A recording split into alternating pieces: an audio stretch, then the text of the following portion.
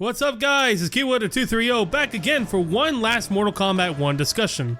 We're just days away from the game's release, but I thought I'd share one last video that came to mind as I was making the last MK1 discussion. And so today, I wanted to talk about the things I hope NetherRealm doesn't do in the story mode. Now if you enjoy Mortal Kombat content, and if you enjoy a mix of discussions and gameplay, consider subscribing to the channel, because I've got loads of ideas I can't wait to share with you all. About 60% of my viewers are not subscribed to the channel, so it'd really support the channel if you did subscribe and if you rang the notification bell to get notifications when I upload or go live. And also, thank you all so much who watched my last Mortal Kombat 1 discussion. The support from that video was something I was not expecting, and I'm grateful for all you guys to be tuning in. Anyways, let's go ahead and get into the video. So Mortal Kombat 1 takes place in a new era, crafted by Liu Kang after the events of Mortal Kombat 11, and more specifically, after Mortal Kombat 11's Aftermath Story Expansion DLC.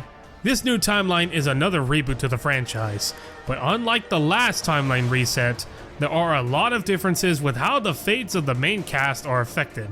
For starters, Sub-Zero is Bi-Han. That much is normal. But Scorpion is not Hanzo Hasashi, and is instead to have been all but confirmed to be Kuai Liang, as Scorpion and Sub-Zero are brothers in this timeline and are a part of the same clan.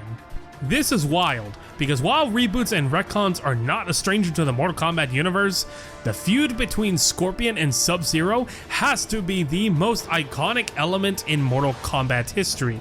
And it's true these characters have made up before, but there'd always be lots of conflict and hatred before getting to that point in almost all of their appearances. Already starting off with these characters closer than ever sets up so many cool possibilities for the story, and this is just taking things at a small glance of the bigger picture that's being painted here. Raiden is no longer the Guardian of Earthrealm, and he's more human than ever, which means all the more opportunity to get involved with what's going on, rather than just being someone who sits on the sidelines until the plot demands them to intervene. Like that wasn't pretty annoying at times. Mileena is the rightful heir to Outworld, and is not a creation of Shang Tsung this time. She's a pretty influential person as it seems, bearing characteristics like Katana without being a mindless killing machine from what we can tell so far. Mileena now has to struggle with what's known as the Tarkat disease, which ultimately changes the nature of the original Tarkatans to be more tragic in their origin. I just really hope they give Baraka the same respect in the story as the gameplay they have given him, cause so far he looks pretty cool to play as. And to the surprise of many, Reptile is an actual character now and puts to rest the tradition of making him a jobber. He's got a human form and a lizard form that he can freely interchange, which allows for him to interact with others and be a cool ass character once again, like the old days when he was a formidable ninja. Fans of the classic Reptile get to enjoy the best of both worlds now, and it's very nice to see Reptile be relevant again in discussions and reactions alike. This is all great stuff, but I do have some concerns with the story of Mortal Kombat 1, and it relates to whether or not they embrace the new, or end up getting cold feet and start to make the timeline similar to the other timelines. I really do hope this change in formula sticks the landing, and doesn't solely play on deja vu or nostalgia to mirror past events in Mortal Kombat.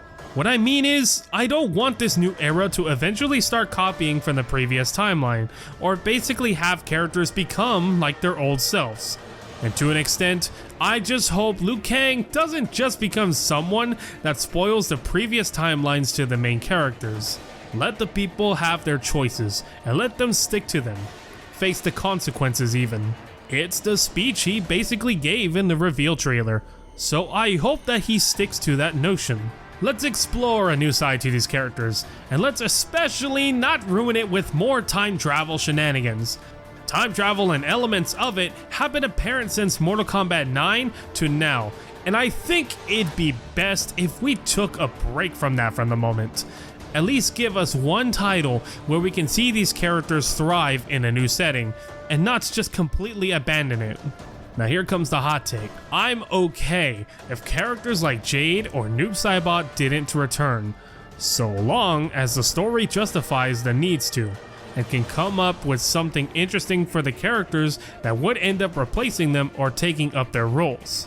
Characters like them can always have a chance to return via DLC if NetherRealm sees their popularity and considers them worthy of coming back after launch. This has already happened to veterans like Melina, Nightwolf, and Shiva in Mortal Kombat 11. And hell, you can even count Triborg and MKX, as Triborg was basically all of the cyborgs in one character slot. But yeah, it's happening once again with Quan Chi, Ermac, and Takeda being part of Combat Pack 1 for MK1, so it's not exactly out of the realm of possibility. Speaking of character inclusions, I really just hope the story doesn't take a step backwards and try to cram in some characters via time travel like they did with MK11 Aftermath. I liked the idea of having an expansion to the story via DLC in MK11, but the more I thought about it, the more I questioned the logic of it all. Like, wasn't the whole point of the end of MK11 was that Liu Kang could rewrite history by defeating Kronika? Wasn't the whole point of the journey in the main story about getting to the Hourglass and not so much about getting a crown? Where did Katana go? I thought that was the best ending, no? Well, Aftermath says otherwise. And that's the other thing. That just causes confusion. If story expansion DLCs just end up causing so many alternate endings, there has to be some clarity on the canon. Because according to Aftermath, the best ending is not canon, which is a bit of a slap to the face if you ask me, since Liu Kang actually got his happiness with Katana at the end, but nope, NetherRealm says Liu Kang can't be happy. Giving Peter Parker vibes, I guess. A topic for another time, I suppose, but let's not repeat that history.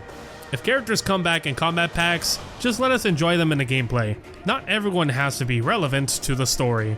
This would leave the door open for more combatants to return, since they do not have to be chosen based on how they can fit in the story. It also saves us from headaches and retcons. Like, try explaining how Takeda comes back in MK1. You couldn't really do that in a story, could you? Not without time travel shenanigans at least. But like I said, let's not do that. I know I mentioned in my last video that I'm sure NetherRealm has learned from their mistakes with MK11, but a lot of my gripes do stem from that game, so I'm not trying to be critically negative, but it does make me kinda nervous for the narrative of MK1. I like to think that people's feedback of Mortal Kombat 11 Aftermath is what made them consider going in a whole new direction for MK1. So while I'm conflicted, I'm going in with high hopes. Mortal Kombat 1 is shaping up to be the most anticipated Mortal Kombat, and one of the most anticipated fighting games for this current generation.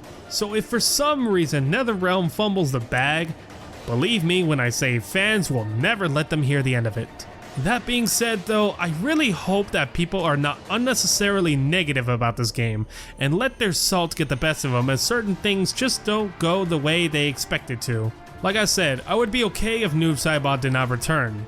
That's not to say I wouldn't anticipate him being in like a Combat Pack 2, but for the main narrative, I think it'd be better if we didn't go down the typical road and see Scorpion and Sub-Zero fight to the death and one of them becomes Noob. I think it'd be an interesting twist if Scorpion was turned into Noob Saibot if he was Hanzo Hasashi. But for them being regarded as brothers, I would like to see more interaction between the supposed Kuai Liang and Bi-Han that isn't just a good versus evil dynamic.